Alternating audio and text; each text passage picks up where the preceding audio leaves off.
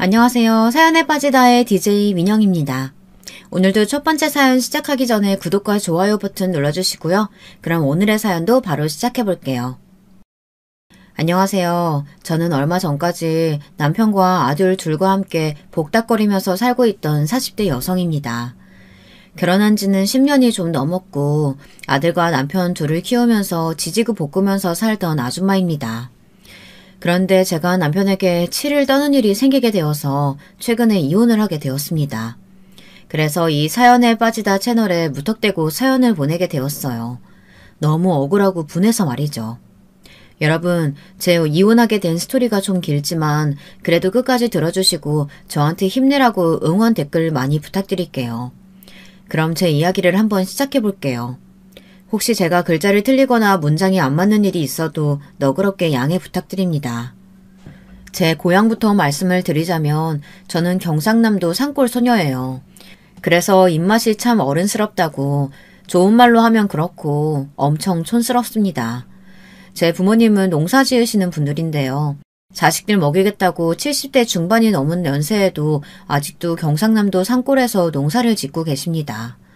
콩도 심으시고 감자, 고구마, 고추 등 그때그때 다른데요. 많이 지으시는 건 아니고 지금은 우리 식구들, 자식들 먹일 것만 짓는다고 하십니다. 예전에 저 어릴 때는 부모님이 소도 키우시고 벼농사, 밭농사 골고루 하셨어요. 이거 하다가 태풍 오면 망하고 과수원 하시다가 또 자연재해에 입으시고 망하고 하셨어도 우리 부모님은 땅이 좋다면서 그 시골에서 아직도 사시고 계시네요. 저는 어릴 적에는 시골에 사는 것에 불만이 많았습니다. 그리고 부모님이 농사 지으는 것에 대해 불만이 많았죠. 참, 제 가족관계를 다 말씀드리지 않았네요. 저는 위로는 언니, 오빠 하나씩 있고 밑에 남동생이 있는 이남 이녀의 집안입니다. 아버지 어머니가 자식을 많이 낳으셨으니까 우리 집은 항상 바람잘 날이 없었죠.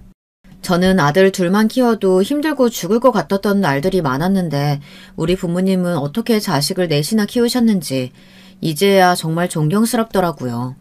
제가 엄마가 되고 나서야 우리 친정엄마를 이해하게 되었다고나 할까요.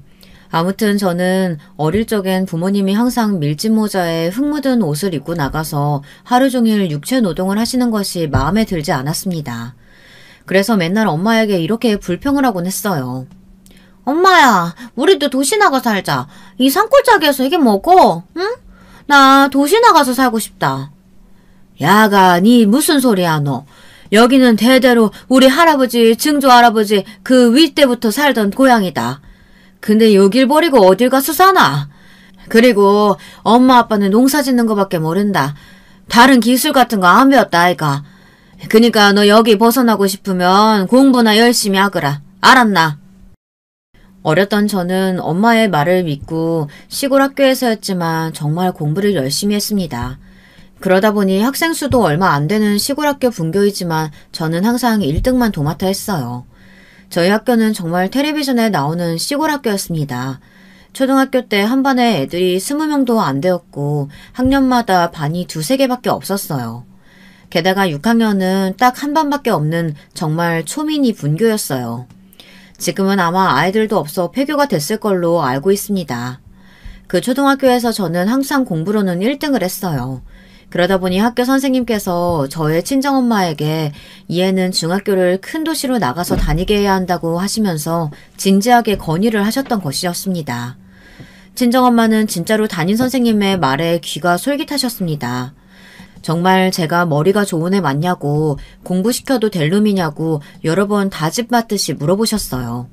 그러더니 저를 대구에 살던 이모네 집으로 보내 중학교를 다니게 하자고 친정아버지랑 의논을 하셨습니다. 친정아빠는 어머니의 말을 듣고 저를 걱정스러운 눈으로 쳐다보셨어요. 계집애가 도시 나가서 살면 반란 까지기만 하는 거 아니냐고 하시면서 제 대구 이모네 집행을 반대하셨습니다. 그때 저는 초등학교 졸업하고 집에서 봄방학을 맞아서 지내고 있었는데요. 다른 애들처럼 밖에서 천방지축 노는 것이 아니고 무려 중학교 1학년 문제집을 사서 혼자 예습을 하고 있었습니다. 그만큼 저는 도시 나가서 사는 것에 진심이었거든요. 그 모습을 본 아버지는 할 수 없이 제가 대구 이모네 집에 가는 것을 허락하셨습니다.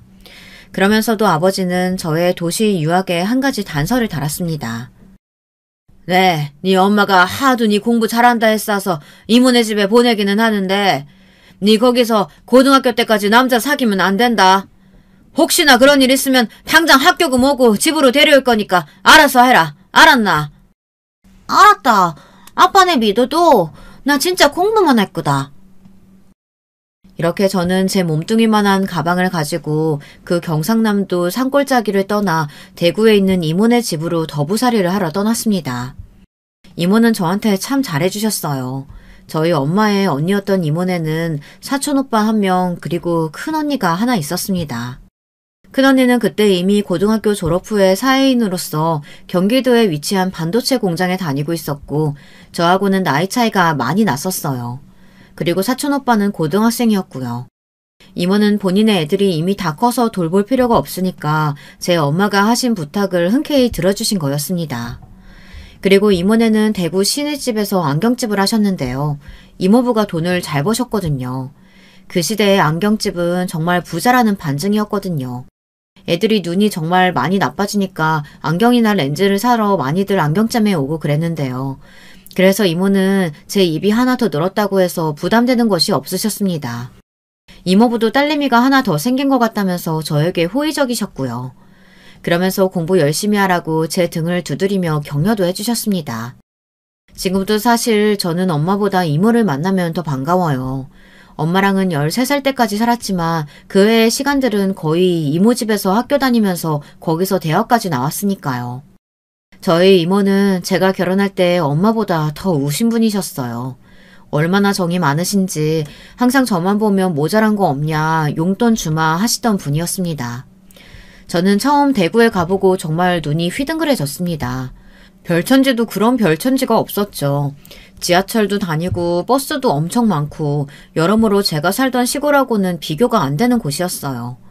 저는 너무 신이 나서 학교도 열심히 다니고 주말에는 중학교, 고등학교 친구들이랑 롯데리아도 다니고 시내에서 책도 보고 놀았습니다. 저는 여중 여고를 나왔는데요. 여자친구들이랑 몰래 다니면서 같이 놀기도 하고 독서실 가서 공부하는 게 너무 좋았어요. 왜 안 그랬겠어요. 답답하게 시골 살다가 도시에 나와서 이것저것 많이 경험하고요. 친구들도 텃세 안 하고 제가 재미있다면서 잘 어울려줬습니다. 이런 걸 보면 저는 살면서 정말 운이 좋았던 것 같아요. 제가 원했던 건 거의 이루고 살아왔으니까요. 도시에서 살고 싶다고 하니 길이 열렸고 공부하고 싶어 했더니 이모네에 와서 마음껏 공부만 할 수 있었으니까요. 저는 결혼하기 전까지는 아주 행복하고 안정된 생활을 했었습니다.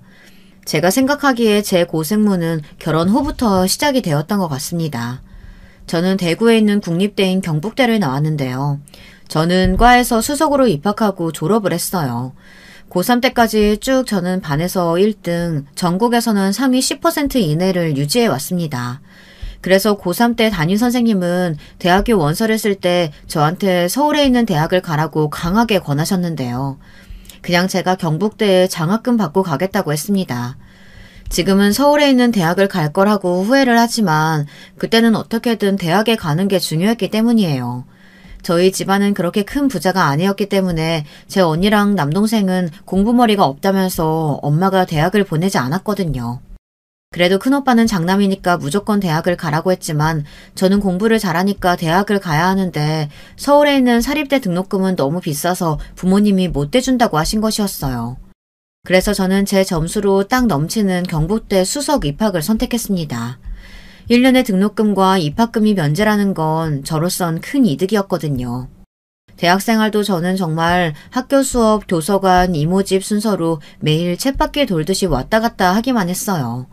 그래서 저는 CC가 뭔지도 모르고 대학생활의 낭만이라는 건 전혀 모르고 살았습니다. 과 친구들이 미팅이나 소개팅을 간다고 하면 저에게 같이 나갈 거냐고 권했지만 저는 이런지하에 거절했습니다. 아, CC는 캠퍼스 커플의 약자랍니다. 왜냐하면 저는 대학을 졸업할 때까지 남자와 연애를 하면 안 된다는 아버지의 단 한 가지 단서에 꼼짝 못하고 잡혀 있었거든요.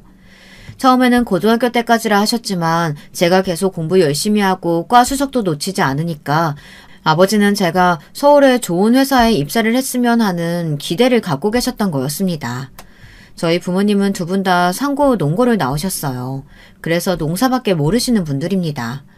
그 외에 지식이나 정보는 그냥 TV로 보고 배우시고 좋아하는 프로그램이 아침마당, 장수만세 그런 것들이었거든요. 아버지는 소시적에 더 배우지 못한 것이 한이 되셨다고 하더라고요. 그래서 자식들이라도 많이 공부하는 게 소원이셨다고 합니다. 자식들만은 농사 짓지 않고 고생 안 하고 편하게 하이칼라로 사는 게 좋다고 항상 입버릇처럼 얘기하셨어요. 제가 아버지의 만족을 채워드리니 아버지는 점점 더 욕심이 많아지셨습니다. 제가 대학을 수석으로 졸업하자 아버지는 대기업을 들어가라고 취업 준비하는 저에게 좀 압박을 하셨어요. 그때도 저는 이모네 집에서 학교 도서관 다니면서 취업 스펙 쌓는 것에 여념이 없었는데요. 제 아버지는 저한테 삼성이나 LG 같은 그런 데 들어가면 안 되냐고 취직은 서울 올라가서 하라고 난리셨습니다. 솔직히 저도 욕심은 있었어요. 이만큼 대학교에서 올 A+ 받고 학점이 좋으면 지방대라고 해도 대기업에 들어갈 수 있지 않나 그런 꿈을 꾸기도 했습니다. 그런데 막상 올라와서 보니 서울에는 정말 날고 기는 인재들이 많이 있더라고요. 당연하겠죠. 걔네들은 저와는 처음부터 출발선이 달랐던걸요.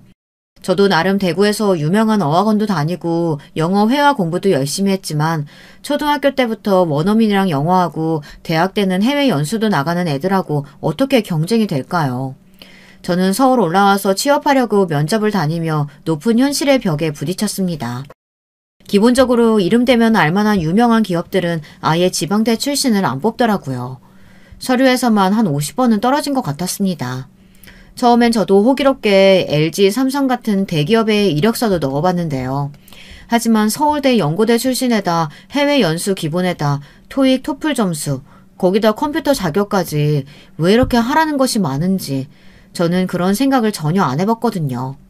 토익 공부만 죽어라 팠지 다른 컴퓨터 관련 자격증은 하나도 준비를 못했어요. 그래서 어떻게 서울서 취직이 잘 되겠습니까? 저는 취업 면접 보며 한번 크게 좌절을 맛봐야만 했습니다. 서울에서 거처할 곳이 없으니까 저는 고시원을 전전하게 되었어요. 처음에는 취업 면접 볼 때만 올라와서 모텔에서 자거나 찜질방을 가거나 했거든요. 하지만 이모네 집에서 언제까지 비비고 살 수도 없고 저도 서울로 거처를 옮겨야 마음 놓고 여러 군데 취업 면접을 넣기가 편했던 거였습니다. 그래서 저는 이모네 집에 올 때 썼던 그 큰 가방을 들고 서울에 와서 자취를 시작했습니다. 고시원부터 시작해서 말이죠. 고시원 생활을 하는 건 좀 답답하긴 했지만 저는 고3 때 공부한다고 독서실 한 달 끊어가지고 거기서 먹고 자고 한 적도 있었던지라 어렵지는 않았습니다. 이모는 정말 우리 엄마처럼 제가 고시원 생활할 때부터 고시원비도 붙여주시고 아무것도 걱정 말고 취업 준비나 열심히 하라며 생활비도 50만 원씩 보태주셨어요. 저는 정말 이모에게 몇 번이고 감사해도 모자랄 지경이었죠. 그래서 더 심적인 부담이 커졌습니다. 빨리 취직을 해야 이모에게 은혜를 갚을 수 있을 것 같았으니까요. 하지만 제 취준생 생활은 꽤 오래 지속이 되었습니다. 저는 나중에 너무 지쳐서 시골로 가버릴까 생각도 했었습니다. 하지만 그때마다 아버지는 격려 비슷한 압박을 주시더라고요. 야, 정희야.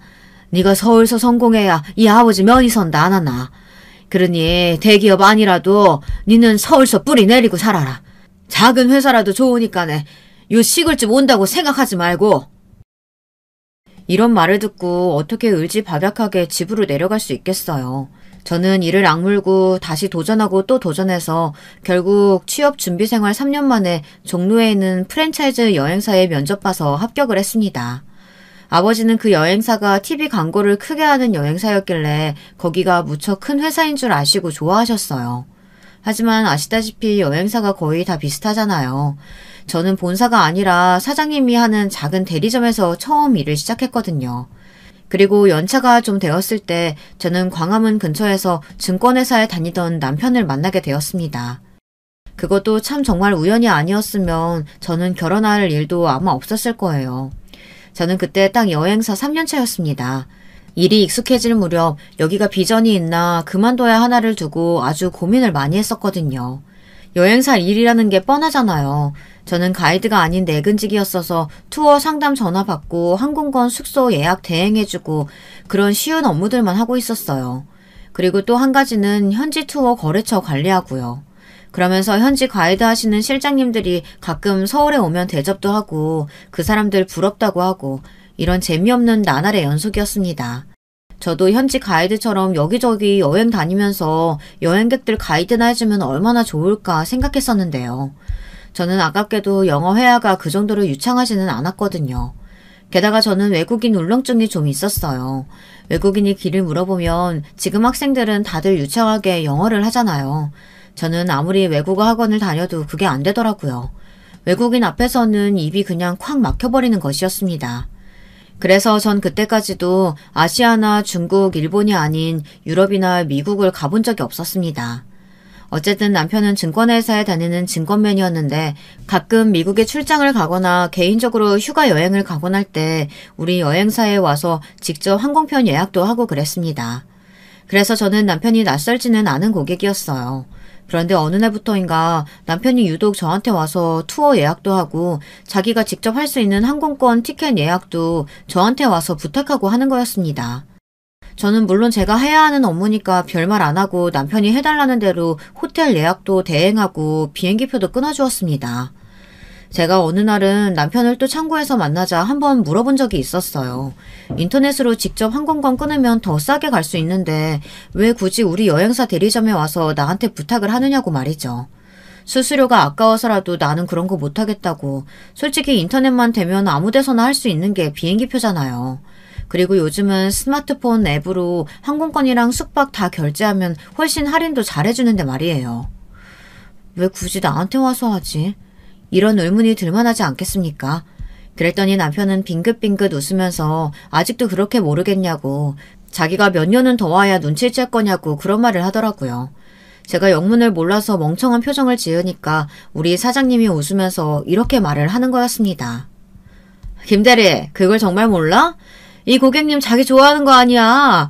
그렇게 맨날 올 때마다 다른 창구 다 놔두고 자기 앞에 가서 앉는데도 몰랐단 말이야? 진짜 둔하다, 김대리. 저는 사장님의 이 한마디에 얼굴이 사과처럼 벌개져서는 어쩔 줄을 몰라 했습니다. 이때까지 저는 사회인이 되어서도 연애는커녕 미팅도 소개팅도 한 번도 한 적이 없었거든요. 신입사원이 되고 나서 보니 우리 여행사에서는 사내 연애로 발전할 가능성이 1도 없는 겁니다. 그도 그럴 것이 현지 가이드님들은 다들 결혼을 하셨고 저랑 같이 입사한 남자 동기는 1년도 안 되어 다른 일을 한다고 나가버렸고요. 사장님도 여자시니까 말이죠. 저희 여행사는 정말 거의 여탕이었던 거였습니다. 그리고 전 이제까지 학교 다니면서 공부만 하느라고 동아리 활동도 안 하고 아르바이트도 한 번도 해본 적이 없었거든요. 그러니 남자를 만날 일이 전혀 없었던 거였죠. 저야말로 찐으로 모태 솔로였던 여자였습니다. 남편은 전혀 몰랐다고 하며 신혼 초기에 저한테 이런 말을 하더라고요.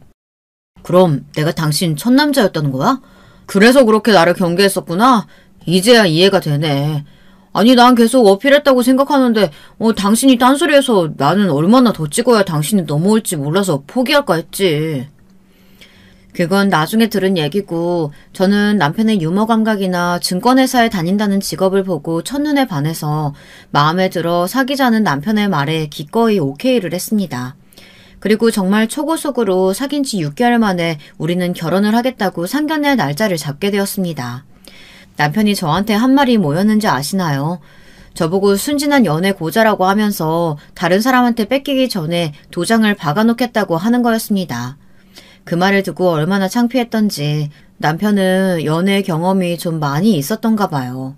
대학 때부터 말이에요. 다 얘기하진 않았지만 몇몇 전 애인에 대한 말은 제가 듣고 싶어 해서 얘기해 준 적이 있었거든요. 아무튼 저는 남편을 먼저 우리 친정에 데리고 가서 소개를 시켜주었습니다. 남편은 경상남도 산골이라는 제 고향에 대해 얘기를 듣고 눈을 반짝 빛내면서 관심 있어 했어요. 자기는 찐 서울 토박이라서 시골의 정치가 좋다고 하면서 우리 친정집에 가서는 아주 어머니의 아버지 마음에 쏙 들게 행동을 하더군요. 인사하러 와서는 막 고칠 거 없냐고 팔 걷어붙이고 나서서 부모님 집수리도 했고 농사일도 한번 해보고 싶다고 아주 의욕이 만만하더라고요. 그래서 제 아버지는 정말 남편을 너무 마음에 들어 하셨습니다. 야, 정희야, 네 남자친구 하나는 잘 골랐다. 저런 성격은 어딜 가도 실패를 안 하는 법이야. 그러니 아무 말 말고 결혼해라. 내 우리 사위 맞으면 동네 잔치라도 하면 좋겠다 안 하나. 그러게 진짜 어른들한테 잘하고 성격도 서글서글하니 좋구만. 내 니가 억수로 둔해가지고 언제 결혼할까 걱정했다마는 남자 보는 눈은 있었구만. 그렇게 남편은 우리 친정의 점수를 싹 다 따놓고는 바로 서울에서 상견례를 진행시켰어요. 저는 시어머니나 한번 뵙고 해야 하는 거 아니냐고 걱정했지만 남편은 괜찮다고 자기만 믿으면 된다고 이야기하며 완전히 불도저처럼 밀어붙였습니다. 자기는 나만 믿고 나한테 전부 맡겨. 내가 이런 거 핸들링 잘하니까. 그리고 우리 어머니는 자기의 얼굴 보자마자 아마 쌍수 들고 환영하실 거야. 자기가 어머니가 바라는 이상형의 신부감이거든. 그러니까 걱정하지 마. 나 못 믿어? 내가 자신 있으니까 상견례 바로 하려는 거 아니야. 남편은 걱정하는 저를 안심시켜놓고는 서울 광화문의 유명한 호텔에서 상견례 식당을 예약했어요. 남편은 돈도 잘 벌었으니 상견례 비용도 전부 자기가 대겠다고 하는 거예요. 저는 그래도 저도 돈 버니까 그래도 반씩 부담하자고 했었는데 남편은 괜찮다면서 자기한테 다 맡기라는 거였습니다. 저를 데려오려면 이 정도 돈이나 수고는 아끼지 않겠다는 남편의 태도가 정말 고맙기도 하며 은근히 기분이 좋았던 것 같아요. 그래서 저 역시 내가 결혼은 잘하나 보다 하고 생각을 갖게 되었어요.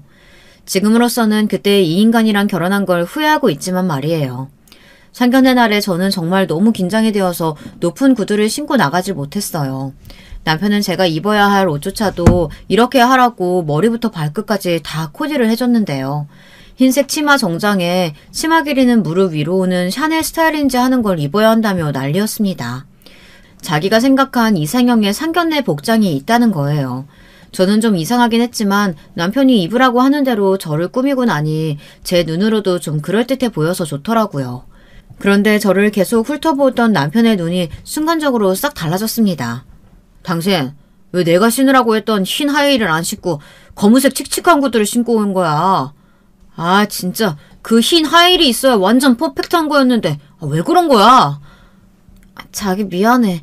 내가 너무 긴장이 돼서 높은 구두가 어색하고 넘어질 것 같아서 이걸로 신고 왔어.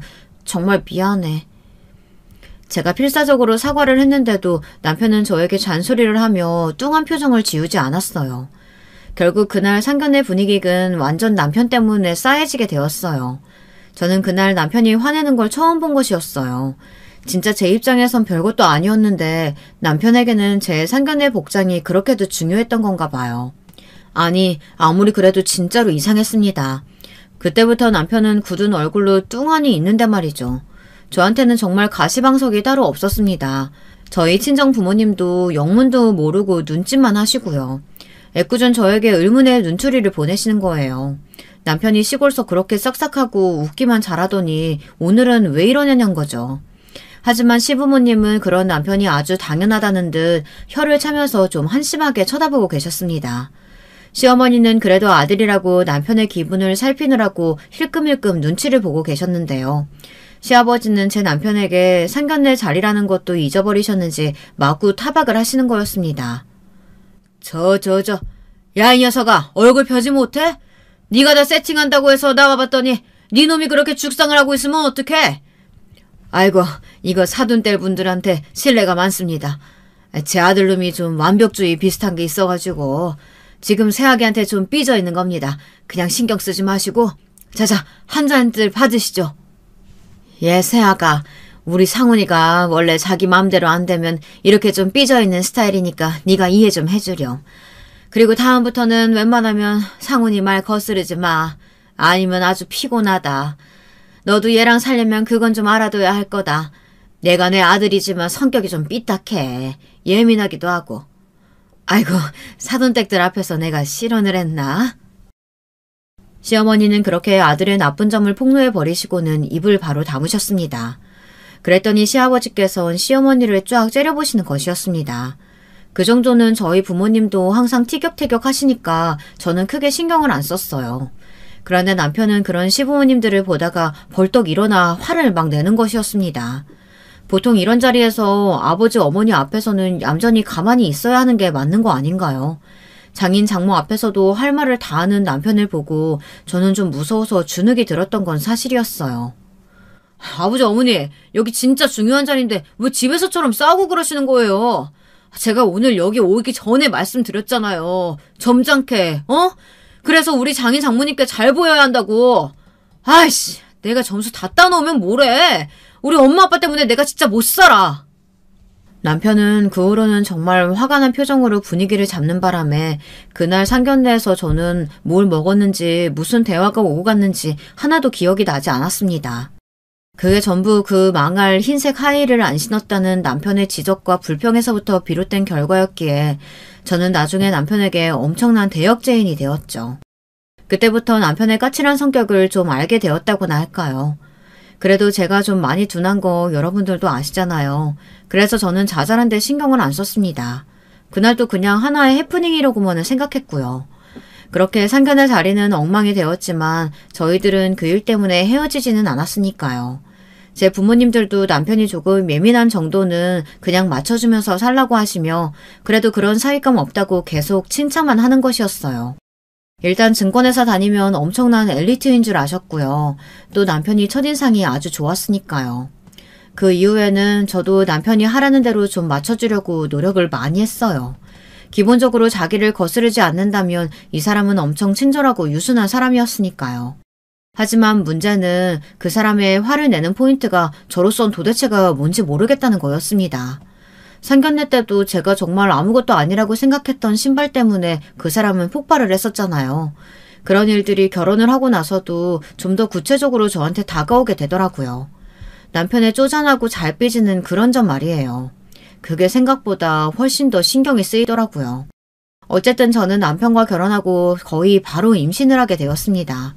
남편은 엄청 기뻐했고 딸이 갖고 싶다고 맨날 저에게 채근하듯이 말했습니다. 우리 딸은 잘 있냐고 아직 전혀 티도 안 나는 제 배에다가 귀를 기울이면서 아빠야 하면서 얼른 나오라고 매일 태아에게 퇴담을 진행하더군요. 참, 우리 남편 웃기지 않나요? 그러다가 남편은 23주가 되던 때 산부인과로 진료를 같이 보러 가서 의사쌤한테 못 참고 성별을 물어보는 것이었습니다. 선생님, 우리 뱃속 아가 딸 맞죠? 아버님, 죄송한데 정희님 아가는 아들입니다. 제가 산모님께 얘기했었는데 못 들으셨나요? 남편은 그 말을 듣고 완전히 실망을 했습니다. 정말 너무 풀이 죽어서는 또 삐져있는데 저는 그 옆에서 의사쌤에게 그 말을 왜 했느냐면서 멋만 섞인 눈으로 바라봤습니다. 그랬더니 의사쌤은 너무 미안하다고 하시면서 아무것도 아닌 일로 사과를 하셔야 했어요. 지금도 그때 일만 생각하면 등줄기에 식은땀이 쭉 흐르네요. 나 참 정말 별일 아닌 거 아닌가요? 남편이 삐져있는다고 뱃속 아들이 딸로 바뀌는 것도 아니잖아요. 남편은 나중에 집에 와서 저한테 딸 아닌 거 알면서 왜 말을 안 했냐고 그동안 자기를 바보 만든 거냐고 하며 저에게 마구 따지는 것이었습니다. 그래서 저도 그때는 기가 막혀 남편에게 항변을 할 수밖에 없었어요. 당신 내가 딸 할 때마다 속으로 나 비웃었지. 얼마나 웃겼을 거야. 아들인데 매일 딸이라고 부르면서 이쁜 척하는 나 보면서 무슨 생각했어? 아니, 무슨 말을 그렇게 해. 난 당신이 실망할까봐 숨겨준 거거든. 안 그래도 딸을 그렇게 원하는데 내가 아들이라고 꿈깨라고 그렇게 말했어 봐. 당신 또 삐져서 며칠간 말 안 했을 거 아니야. 나도 이제 좀 지친다. 자기 힘으로 안 되는 일인데 그걸 어떻게 나한테 뒤집어 씌우냐? 내가 혼자 이 아들 만든 것도 아니고 당신 씨잖아. 그냥 아들인 거 인정하고 태어나면 이뻐해주면 되는 거 아니야? 제가 이렇게 말했더니 남편은 또 궁시렁대면서 일찍 좀 알았으면 분홍색 카시트랑 유모차도 안 샀을 거 아니냐고 저에게 오히려 불평을 했습니다. 저는 하도 기가 막혀서 대꾸도 못했죠. 이제 23주밖에 안 된 뱃속 아기를 위해서 벌써 그런 고가의 물건들을 턱하니 사놨다는 게 도대체가 저는 이해가 안 되더라고요. 결국 남편은 그 물건들을 전부 반품했고 저는 만삭에 가까워서야 제가 사고 싶은 브랜드의 카시트와 유모차를 샀습니다. 결국 남편은 우리 애가 태어날 때까지 더 이상 퇴담도 안 하고 완전히 흥미를 잃어버린 것이었습니다. 자기가 딸만 원한다고 해서 아들이 태어났다고 애를 소 닭 보듯이 하는 그런 아빠가 어디 있어요. 여러분들은 우리 남편을 이해할 수 있으신가요? 저는 정말 이해가 안 됐습니다. 요즘 시대에 성별이 무슨 상관인가요? 딸이건 아들이건 다 자기 새끼인데 어떻게 그렇게 태도가 달라질 수 있는지. 저는 애 낳고 힘없이 병실에 누워있는데 남편이 아기를 안아주지도 않는 걸 보고 너무 서운하고 화가 나더라고요. 제가 평소에 좀 둔하긴 하지만 우리 애가 걸리니까 예민해지는 건 어쩔 수가 없더라고요. 그래서 산부인과 병실에서 남편이랑 대판 싸웠습니다. 아무튼 몇 년이 지나고 저는 또 아들을 낳았습니다. 그렇게 아들이 둘이 되자 남편 역시 딸을 마음속에서 지우더라고요. 저는 더 이상 아이를 안 낳는다고 했어요. 아니, 안 낳는 것도 아니고 못 낳았습니다. 처음에는 그래도 순산을 한 편이었지만 둘째 낳을 때는 애가 하도 안 나와서 할 수 없이 제왕절개를 해야 했어요. 그러고 나서 보니 자궁에 큰 암이 있어서 저는 더 이상 임신이 힘들 거라는 판정을 받아야 했습니다. 그 후 얼마 지나지 않아 암 때문에 자궁도 적출을 해야 했습니다. 그때는 정말 하늘이 무너지는 줄 알았는데요. 저보다 남편이 더 울고 아까워하면서 난리였지 뭐예요. 제가 아파서 그걸 걱정한 줄 아시죠? 그게 아니었어요. 이젠 딸 전혀 못 낳는 거 아니냐고 하면서 끝까지 자기 생각만 하는 거 있죠. 그래서 저는 자궁암 수술 후에 남편과 정말 소원해졌습니다. 이 인간에게 아예 기대하는 게 없어진 것이죠. 그렇게 자기 생각만 하는 이기적인 인간한테 뭘 바라겠어요. 제가 뭔가 기대를 했다가 어긋나면 저만 손해죠. 그래서 아마 제가 스트레스 때문에 자궁암에 걸렸던 것 같습니다. 남편의 저 미친 딸 집착증을 끊어내기 위해서 말이죠. 설마 진짜 그렇지 않겠지만 저는 그렇다고 믿고 살았습니다. 아들 낳으면 뭐 죄인인가요? 제가 뭐 자기가 원하는 성별의 아이를 낳아다 바쳐야 하는 애 낳는 기계도 아니고요. 죄송합니다. 제가 많이 흥분했네요. 그때를 생각하면 아직도 너무 화가 나서요. 아무튼 제가 남편의 말도 안 되는 생떼와 억지를 예로 들기 위해서 이런 이야기를 했지만 말이죠. 남편은 생각보다 더 이기적이고 속 좁은 인간이더라고요. 그래서 제가 이 지경까지 오게 되었지 말이에요. 그 후에도 저는 정말 남편의 기분을 항상 살피면서 살얼음판 같은 결혼 생활을 했어야 했습니다. 그래서 성격 좋다고 친구들로부터 칭찬만 받았던 제 성격도 조금 예민하게 변하더라고요. 몇십 년 만에 만난 여고, 여중 동창생들이 저한테 얼굴이 왜 이리 푹 상했냐고 물어보는 건 정말 예사일이 되어버리고 말았죠. 저는 그때마다 할 말이 없어서 그냥 바보처럼 웃기만 했습니다. 그럼 또 동창들은 저를 위로한다고 제 편을 들면서 제 남편을 같이 욕해주곤 했어요. 그런 시간조차 없었으면 저는 정말 스트레스가 머리 끝까지 차올라 벌써 뇌 혈관 터져서 죽었을 거예요. 그런데 이런 남편과 정말 결정적으로 사이가 틀어진 사건이 하나 있었는데요. 여러분들 잘 들어주세요. 제가 남편하고 이혼을 하게 된 결정적인 사건은 정작 지금부터 시작이니까요. 어느 날 남편은 잘 다니던 직장을 때려치웠습니다. 그것도 저한테 한마디 의논도 하지 않고요. 그러더니 사업을 해야겠다고 하면서 기껏 받은 퇴직금으로 가게를 알아보고 다닌 것이었어요. 아니 왜 잘 다니던 직장을 때려치우는 건지부터 저는 이해가 안 되더라고요. 아직 애들이 다 큰 것도 아니고 말이에요. 자기가 퇴직할 시기가 아니고 한참 돈 벌 40대 초반에 왜 일을 그만두는 건지 여러분들은 이해가 가시겠어요? 저는 너무 답답해서 남편한테 뭐라고 하기 시작했어요. 그랬더니 남편은 잔소리한다고 또 삐져가지고는 한 달인가를 저에게 한마디도 건네지 않았습니다. 또 그 지랄병이 도진 거죠. 저도 이번만은 남편의 기분 따위를 살펴줄 마음의 여유가 없어졌습니다. 제가 가장이 되어야 하는 그런 상황이 되었는데 눈앞이 캄캄했습니다. 도대체 애들 학원비며 식비가 얼만데 여행사 월급으로 어떻게 4명이 먹고 살아요. 그런데다가 저는 아들만 둘이잖아요. 그 애들이 고기 없으면 밥을 안 먹는 그런 애들이거든요. 아들 있는 집은 다들 이해하실 텐데요. 식비가 거의 한 달에 150, 200만 원이 듭니다. 다른 거 다 말고 식비만으로 월급이 다 날아가게 생겼는데 남편이란 작자는 태평하게 오늘은 어디 가서 밥을 먹나 그걸 두고 고민하고 먹방이나 쳐보고 앉아있으니 제가 얼마나 속이 터지겠어요. 무엇보다도 저는 남편이 퇴직금으로 뻘짓을 할 것이 더 두려웠습니다. 아무리 봐도 저 인간은 사업을 잘할 수 있는 인간이 아니었거든요. 이제까지 해왔던 일이 증권회사에서 남의 돈 관리하고 실적 올리는 일인데 그걸 다 때려치고 밥 장사를 하겠다뇨. 말도 안 되는 것이었어요. 아니 요리에 관심이 많거나 요리에 소질이 있는 인간이라면 말도 안 해요. 집에서 설거지 하나도 제대로 안 하던 인간이 저러니까 저는 믿음이 하나도 안 가고 오히려 짜증만 나는 것이었습니다. 저는 남편이 듣던 말던 남편 앞에서 화를 내거나 궁시렁대는 일이 많아졌어요. 얼른 나가서 다시 돈 벌어 오라고 소리를 버럭 지르기도 하고 회유도 하기도 했지만 남편은 끄떡도 하지 않고 오로지 마이웨이였습니다. 그러던 어느 날 아침이었습니다. 남편과 또 재취업 문제 때문에 한바탕 싸우고 난 뒤였는데요. 갑자기 저희 친정엄마께서 우리 집에 오고 계시다는 전화를 하신 거였습니다. 저는 안 그래도 분위기가 안 좋은데 오시면 어떻게 해야 하나 겁이 덜컥 났어요. 그래서 오지 마시라고 말하려고 했는데 친정엄마는 벌써 출발했다고 하시면서 차 안에서 전화를 하신 것이었습니다. 우리 친정엄마가 아직 운전을 잘하고 계시거든요. 어머니는 20살이 넘어서 딴 운전면허를 아직까지 잘 유지하고 계시는 베테랑 운전기사였습니다. 물론 내비게이션을 다루는 것은 좀 서투시긴 하지만 요즘은 내비가 가르쳐준 대로 따라가기만 하면 된다고 그게 편하다고 좋다고 하시는 거였어요. 야야, 내 출발했으니까 한 5시간 걸리면 서울 갈 것 같다. 그러니까 홍서방 집에 있으라 캐라. 아이, 전화라도 미리 하지. 갑자기 오기는 왜 온단 말이고. 안 그래도 오늘 분위기 안 좋구만. 다음에 오시면 안 되나? 이미 출발한 거 뭐 어쩌나. 근데 니들 또 싸웠나? 왜 싸워대고 그러노?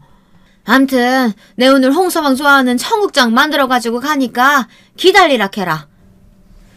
저는 잔뜩 삐져있는 남편한테 가서 친정엄마의 전원을 전했습니다. 그래도 남편은 싸운 다음 날이라서 그랬는지 한마디도 안 하고 제 얼굴도 한번 쳐다보지 않더군요. 저는 남편님이 그랬던 것도 한두 번도 아니고 뭐 너는 삐져라 나는 할 일을 한다 그렇게 말하고 출근을 했는데요. 친정엄마가 오실 시간이 가까워지자 저는 정말 그날따라 불길한 예감에 안절부절 못하게 되었습니다. 그래서 사장님께 오늘은 좀 반차를 쓰면 안 되겠냐고 해서 허락을 받아 집에 일찍 퇴근을 하게 되었습니다. 집에 왔는데 남편은 아직도 한마디도 안 하고 뚱하니 식탁에 앉아있고 친정엄마는 싸운 청국장을 끓이고 계셨어요. 그러면서 어떻게든 사위 마음 풀어준다고 개고생을 하고 계셨습니다.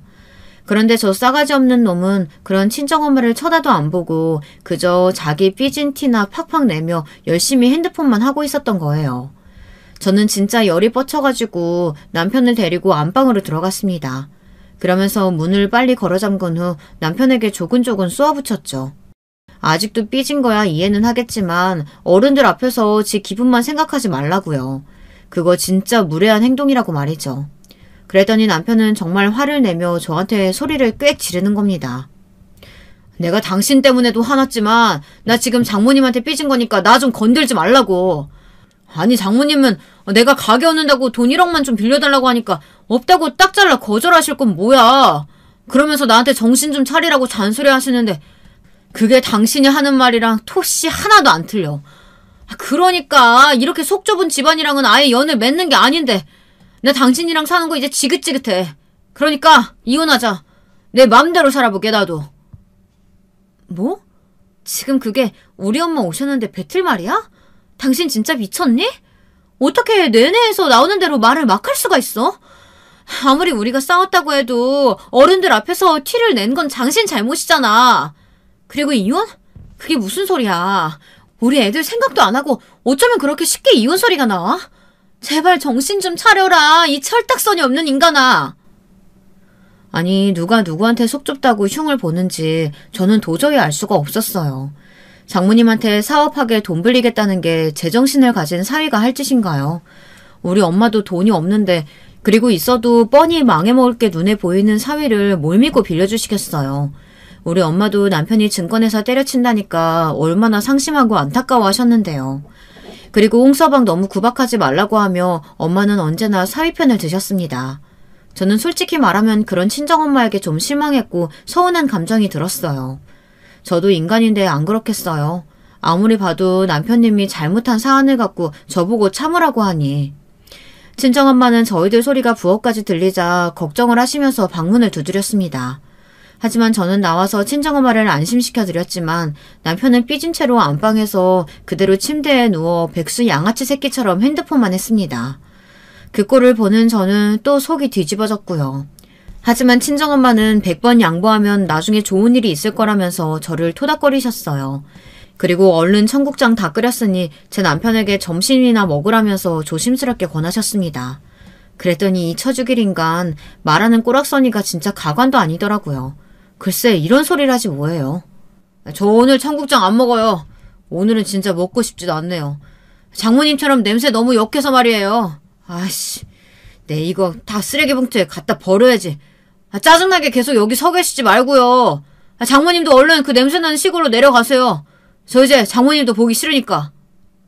남편은 이렇게 우리 엄마한테 막말을 하며 엄마가 기껏 맛있게 끓인 청국장을 싱크대에 전부 쏟아버렸습니다. 남편의 돌발 행동을 눈앞에서 본 우리 친정엄마는 충격을 받으셨고요. 입을 딱 벌린 채 아무 말도 못하셨어요.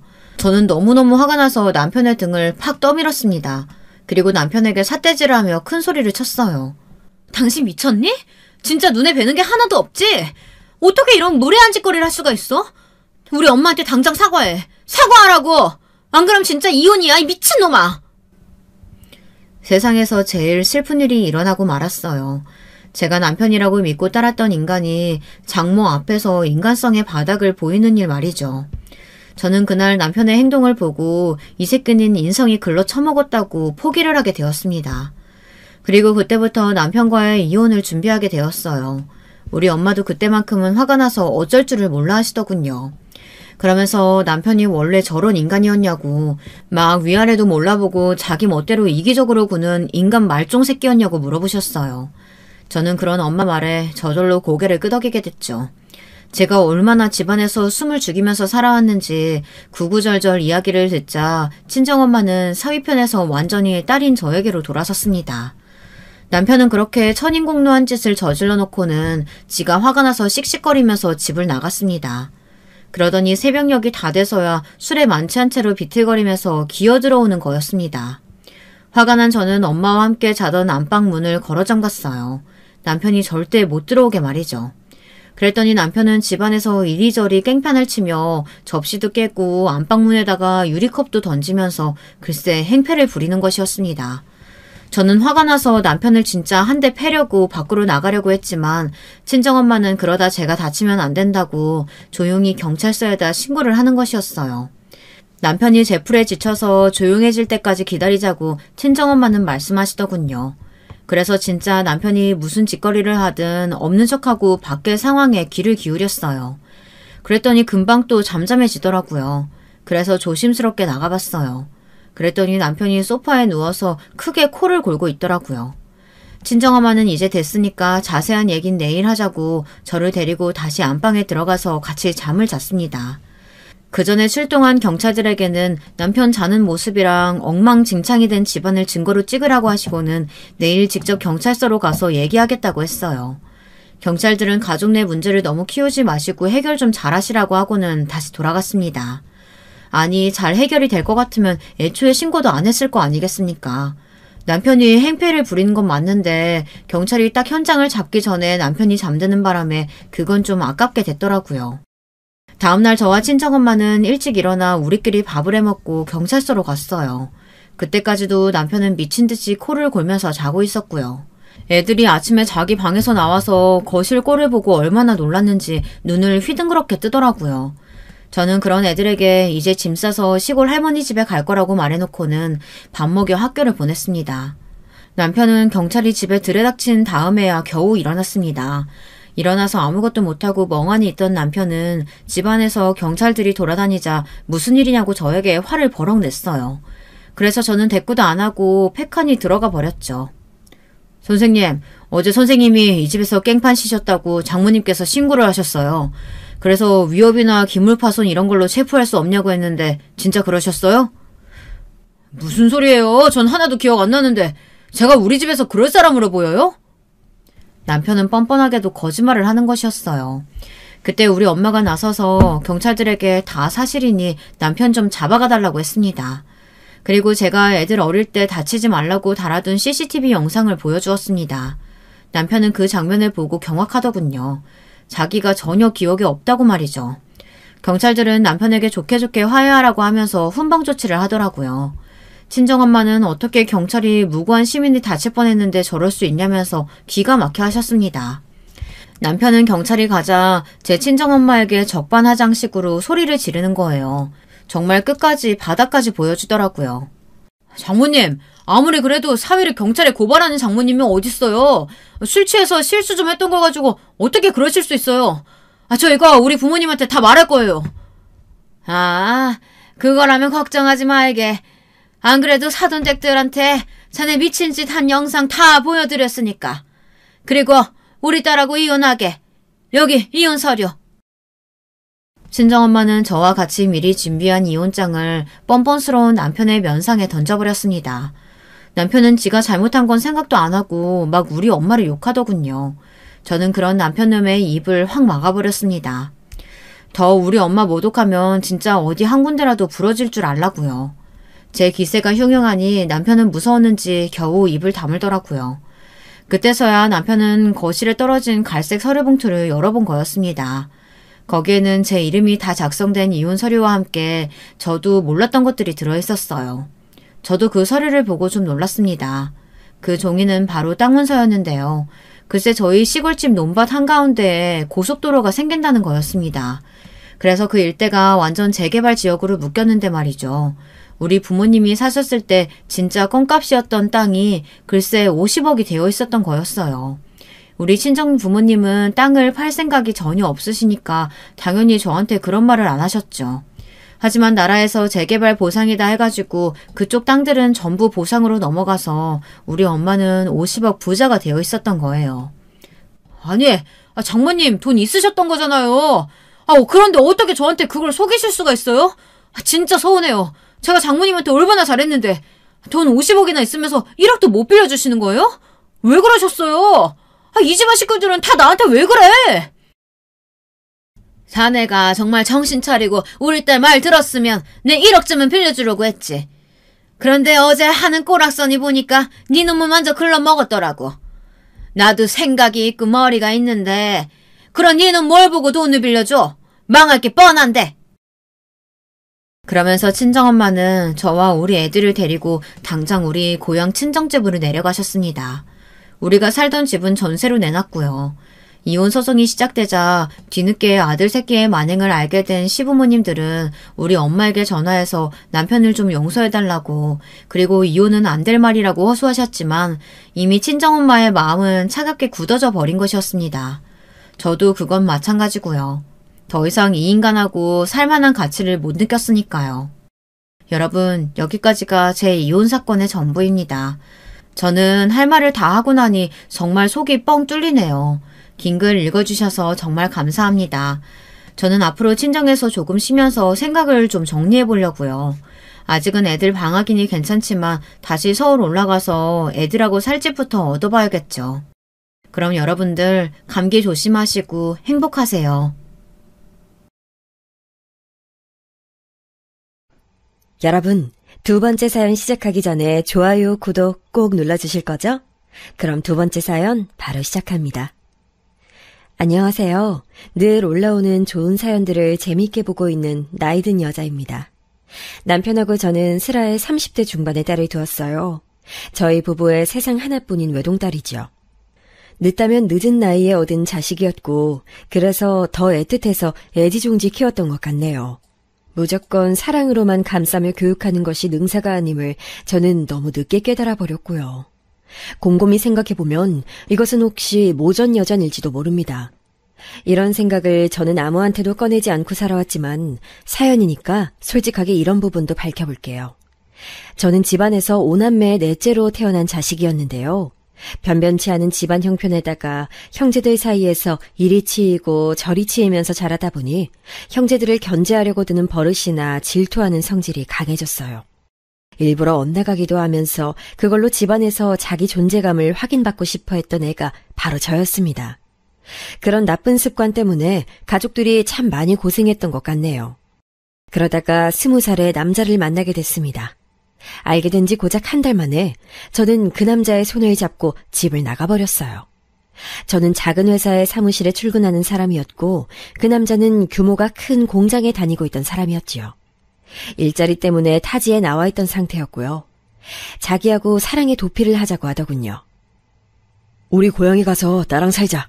우리 집이 비록 여기보다 시골이지만 돈은 어렵지 않게 있어. 우리 집안이 땅 부자거든. 오빠, 그게 정말이에요? 저 그럼 오빠네 가서 살래요. 이대로 재미없게 부모님이 혼내시는 대로 따르며 살긴 싫어요. 우리 가족들은 항상 저보고 철이 없다고 헛된 꿈이나 꾼다고 하지만 제 눈엔 그런 가족들이 다 헛된 사람들로 보이는걸요? 그래, 네 말이 맞아. 사람은 꿈을 꾸고 꿈을 쫓으면서 살아야지. 나랑 우리 집에 가서 편히 쉬는 동안 네가 하고 싶은 일 새로 찾으면 되지 않을까? 사실 난 돈을 필사적으로 안 벌어도 되는데 사회 경험을 쌓고 싶어서 여기 왔던 것뿐이야. 너라는 보석을 찾았으니 이제 이곳에서의 볼 일은 끝난 셈이지. 어쩜 오빠는 말을 그렇게 낭만적으로 해요? 내가 보석이라고요? 전 정말로 오빠를 따라가고 싶은 마음뿐인데 시골집이라고 하니까 그 부분은 조금 걱정이 돼요. 그런 건 염려 놓아도 돼. 본가가 시골일 뿐 나랑 가까운 친척들은 죄다 서울에 사는걸. 언제든지 내가 원하면 서울에 가서 지낼 수 있을 정도니까. 그 외에도 나는 서울에 아는 사람들 많아. 지금 생각하면 드라마에서도 안 다룰 것 같은 상황이었으나 당시에 저는 완전히 그 남자한테 홀려버린 뒤였죠. 이것이 바로 불꽃 튀는 운명이라고 생각했었어요. 저는 가족들한테 떠나는 이유도 밝히지 않고 쪽지만 남긴 채 집을 나가버렸습니다. 월급을 받았던 바로 다음 날짜에 가출을 하였던 것으로 기억을 하고 있어요. 저는 제가 영화 속 여주인공이라도 된 것 마냥 헛된 꿈을 꾸면서 그 남자를 따라갔어요. 그렇게 도착한 그 남자의 본가는 정말로 시골이었는데 제 예상보다 더욱 나이가 느긋한 그 남자의 부모님께서 저를 맞아주셔서 깜짝 놀랐었습니다. 우리 아들이 돈 벌러 나가더만 그새 자기 색시를 물어온 거요? 아가씨가 참 곱고 어여쁘게도 생겼네. 근데 나이는 몇 살이나 되었어요? 그리고 저한테 이어진 그분들의 질문에는 더욱 놀라고 말았었죠. 색시라뇨? 아니 물론 저도 그 남자를 얕은 마음으로 따라 나섰던 건 아니었어요. 인생의 전환점이라 여겼었으니 그게 어떻게 가벼운 마음가짐일 수 있었겠나요? 하지만 대뜸 그 부모님으로부터 첫 만남의 색시, 결혼이라는 단어를 듣게 되자 정신이 아득해졌습니다. 제가 20살이라고 하니까 그 두 분이 몹시 당황한 눈치를 보이셨었죠. 아버지, 어머니, 왜 벌써 밀어붙이고 그러세요? 천천히 다 이뤄질 일들이니까 너무 조급해하지 마세요. 그 남자는 자기 부모를 얼른 달래며 상황을 수습했었는데 나중에 생각해보니까 그건 저에게 진실을 알리고 싶지 않아 했던 그 남자의 못된 마음이었던 것 같아요. 단 일주일 만에 저는 그 남자와 도피를 한 것을 후회하게 됐습니다. 집은 제가 머릿속에서 그렸던 것보다 모양새가 너무 허름한 집이었고요. 그 남자가 집에서 막내, 그것도 늦둥이라는 사실을 알고부터는 왠지 기분도 묘해졌었죠. 사남매의 막내였어요, 그 남자는.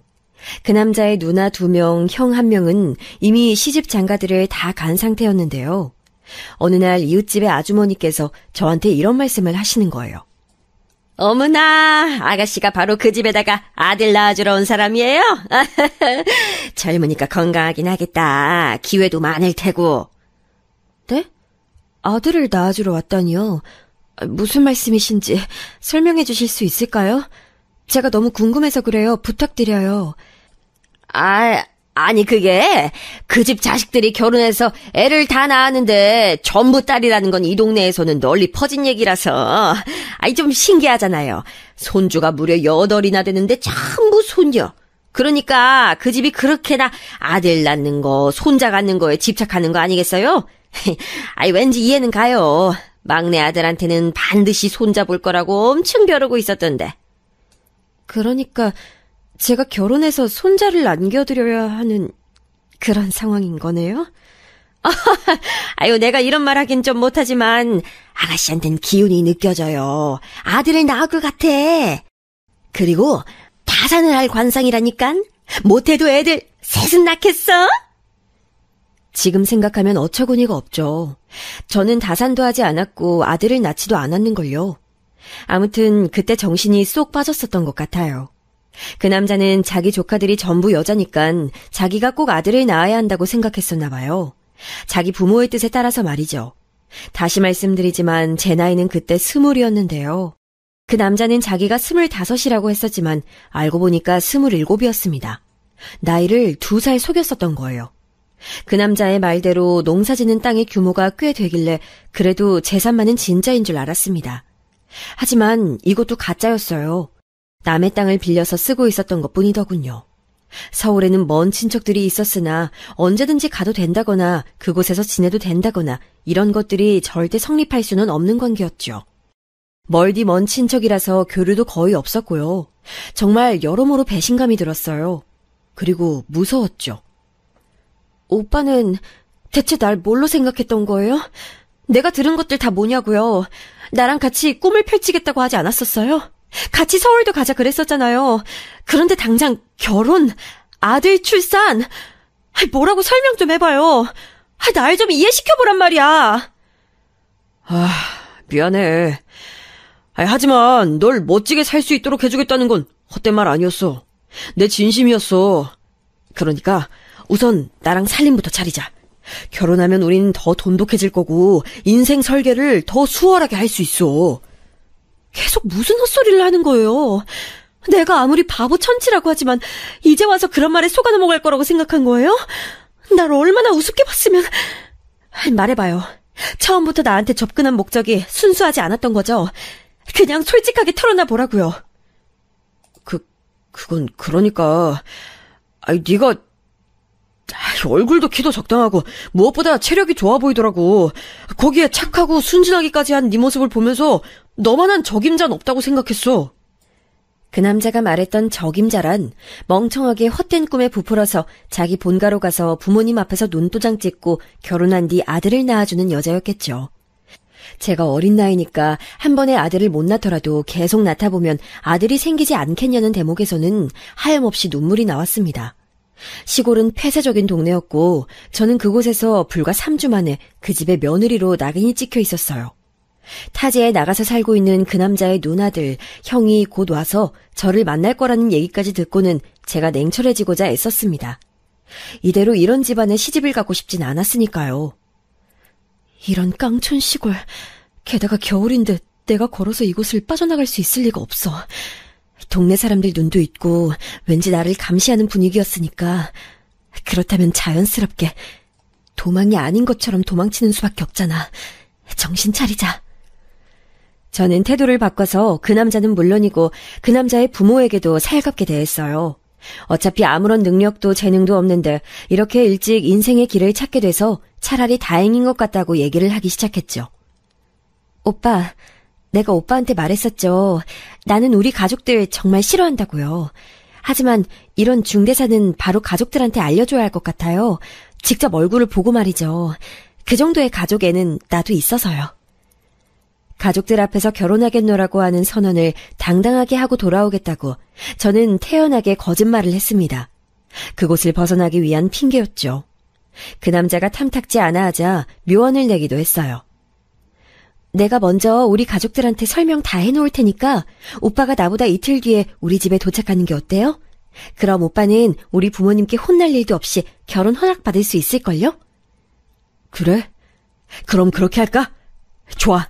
네가 먼저 얼른 출발해. 그렇게 저는 뻔뻔한 연기력을 선보이며 그곳을 탈출할 수 있었습니다. 그 남자, 치사한 놈은 저에게 따로 차비도 주지 않으면서 돈 있지? 이런 말을 했었습니다. 마지막이라 생각했기에 아무런 내색하지 않고 떠났습니다. 집까지 가는 내내 저는 몸살 감기로 끙끙 앓았던 것 같아요. 긴장이 풀린 후유증이었습니다. 딱 한 달 만에 저는 집으로 돌아갔고 가출 쪽지만 남긴 채 사라졌던 제가 나타나자 가족들은 난리였어요. 그리고 저는 미친 듯이 혼이 났습니다. 제가 있었던 일을 밝히기도 전에 그냥 무작정 혼이 났어요. 부모님께서는 저를 호적에서 파신다니 어쩌니 으름장을 놓으셨고 저 같은 왈가닥은 필요 없다고 하셨어요. 그런데 제가 원래 저랑은 다르게 눈물만 서럽게 흘리고 있으니까 언니 오빠들이 그런 저를 이상하게 여겼던 거예요. 저한테 그간 뭘 하며 지냈냐고 그제야 이유를 물어보더라고요. 저는 더 혼날까봐 망설였지만 그 남자가 저를 찾아낼 거라고 생각하면 두려워져서 솔직히 다 털어놨어요. 저는 죽도록 혼났습니다. 그리고 정말로 그 남자가 저를 찾아왔을 때 큰오빠가 미친 사람처럼 난리를 쳐서 쫓아냈었죠. 죽여버리고 싶은 걸 간신히 참고 있는 거라고, 다시는 내 동생한테 나타나지 말라고 큰오빠가 으름장을 놓자 그 남자는 겁에 질려서 줄행랑을 쳤습니다. 저는 헛된 유혹에 넘어가 그 남자를 따라갔던 그 일의 후유증을 겪었어요. 갑자기 남자를 만난다는 게 결혼을 생각한다는 게 그런 것들이 너무 두려워졌죠. 그 후로는 조용히 일을 다니면서 지냈습니다만 연애를 할 엄두가 안 났어요. 그러다가 작은 오빠의 친구가 소개시켜준 남자를 만나게 됐습니다. 너도 언젠가 시집가서 살림 차리고 살아야 할 텐데 계속 정신 빠져있으면 어떡해. 네 나이가 지금 24이야. 이제 남자 만나봐야지. 잔말 말고 내 친구가 다리 놔준다는 녀석하고 만나봐. 하지만 오빠, 나는 전에 그런 일을 겪은 이후로 왠지 결혼이라는 것 자체가 꺼려져. 알잖아. 누가 당장 결혼하래? 남자를 만나나 보라는 거지. 하여간 너에게 거부권은 없어. 어쩔 수 없이 24세 봄날에 새로이 상대를 만나보게 됐습니다. 이것이 또 저의 비극이 되었습니다. 안 그러게 생겨서는 그 상대가 술버릇이 참 안 좋았어요. 무엇보다 여자 알기를 우습게 아는 놈이었죠. 분명 처음엔 안 그랬었는데 만난 지 반년 정도나 지났을 때였을까요? 그해 연말부터 확실히 태도가 돌변하기 시작했습니다. 어디 여자가 남자 눈을 똑바로 보면서 자기 할 말 다 하는 거야? 너 그런 말대꾸하는 버릇은 어디서 들였냐? 잘 웃고 앙탈이나 잘 부리면 될 것이지. 주제넘게 굴지 마. 이건 경고야. 저는 저에 대한 애정이 식어서 그 상대가 그러는 것인가 싶었으나 그건 아니었어요. 오히려 저한테 그럴수록 더 다가왔고 집착하기 시작했었으니까요. 그 상대는 점차 저의 옷차림이며 걸음걸이까지 지적하기 시작했고 자기 입맛대로 저를 길들이기를 원했습니다.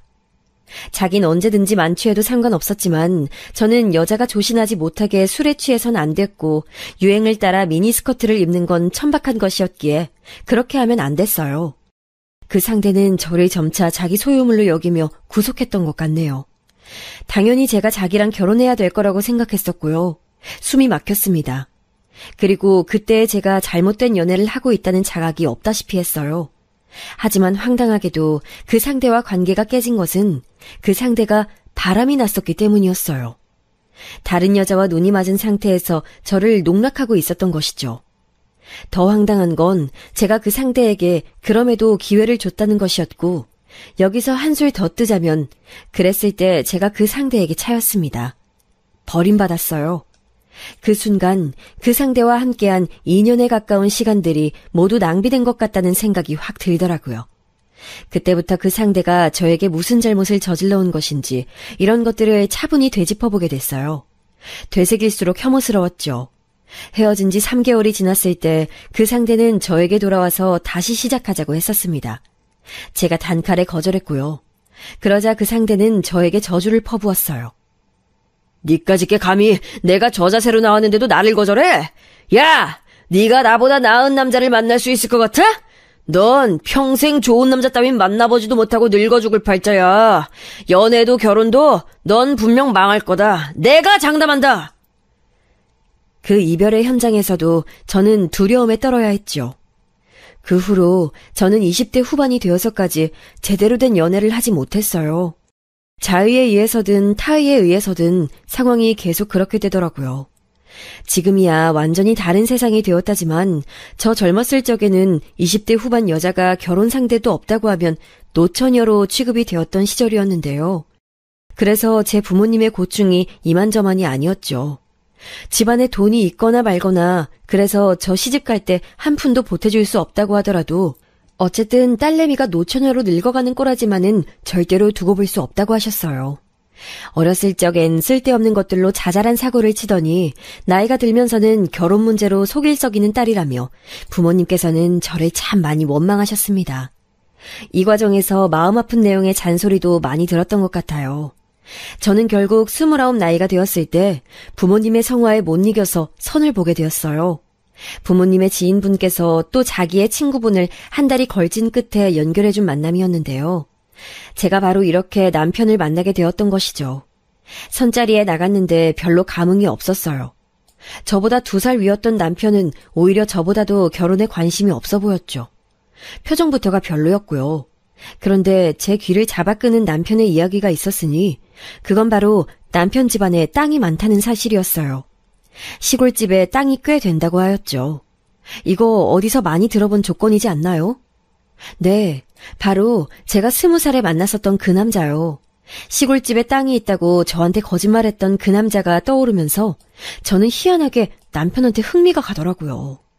별로 만남에 갈급하지 않았던 제가 무덤덤이 질문했었죠. 집에 땅 있다는 거 그거 정말인가요? 남의 땅인데 거기서 농사만 짓고 있는 건 아니고요? 남한테 농사 지으라고 빌려준 땅이긴 합니다. 그런데 남편이 굉장히 건조하게 대답을 한 거예요. 그 땅은 남편 집안 땅이고 하도 땅이 많아서 남들한테 농사 지으라고 빌려주고 있다는 그 간결한 설명. 그게 전부였습니다. 남편하고 결혼하는 데 있어서 유효했던 요소는 딱 그것뿐이었어요. 별것 아닌 계기로 결혼까지 하다니 저 정말 독특한 여자였을지도 모르겠어요. 하지만 남편의 입에서 자식 낳는 문제에 별 관심 없다는 말을 들은 순간 제 마음이 동했는 걸 어쩌나요. 왠지 이 남자라면 결혼 생활을 해도 될 것 같았네요. 그렇게 제 나이 30에 남편하고 결혼했습니다. 서로를 별로 모르는 상태에서 그냥 결혼을 했어요. 남편은 결혼 안 하면 재산 안 물려준다는 시댁의 성화가 지긋지긋해서 결혼이 필요했던 상태였고요. 저는 노처녀를 징그러운 벌레 보듯 취급하는 부모님의 언행을 더 이상 참기 싫었을 뿐이었죠. 남편하고 결혼한 지 5년 뒤에 시아버지께서 돌아가셨고 그 후로 딱 5년 뒤에 시어머니께서도 돌아가셨어요. 남편에게는 누나와 여동생이 있는데요. 큰 시누이는 25 나이에 시집을 갔는데 엄청난 부잣집으로 갔어요. 아예 시댁에 딱 붙어 사는 인물이었고요. 작은 시누이는 대학 졸업하자마자 미국으로 갔고 그래서 저는 결혼식 전에 작은 시누이를 단 한 번도 따로 만난 적이 없었어요. 결혼식 하루 전날에 처음 봤었네요. 저희 결혼식 참석하러 한국 들어왔다가 다시 미국으로 갔고 그러다가 미국인하고 결혼해서 그곳에 눌러 앉았습니다. 재미교포도 아니고 진짜 미국인이랑 결혼한 인물이에요. 상황이 이렇다 보니까 시부모님께서 곁에 두고 믿으실 만한 자식, 재산 운운할 자식은 남편뿐이었던 거예요. 조건, 상황만 보자면 남편이 천상천하 유아독존으로 굴 수 있는 것 같기도 했는데요. 이게 참 사람 산다는 게 뭔지 남편은 그런 것에 하필 연연하지 않는 사람이었습니다. 그리고 남편은 알고 보니까 속에 상처가 정말 많은 사람이었죠. 원래 성격이 어딘가 차분하고 점잖다 이런 식으로만 생각했었는데 그게 아니라 내면의 상처가 깊고 치료하지 못한 우울이 계속 남아있어서 그게 성격으로 굳어진 겁니다. 차마 이런 사연글에서 적기 어려운 끔찍한 사건을 남편은 군대에서 접했었습니다. 그 시절에 심리치료 같은 게 어디 있겠나요? 정신력이 강하면 강한 대로, 약하면 약한 대로 그냥 꿋꿋이 버티며 술로 있는 때였죠. 애석하게도 남편 정신적으로 강한 사람이 아니었고 군대에서 목도한 사건 때문에 두고두고 힘들어했대요.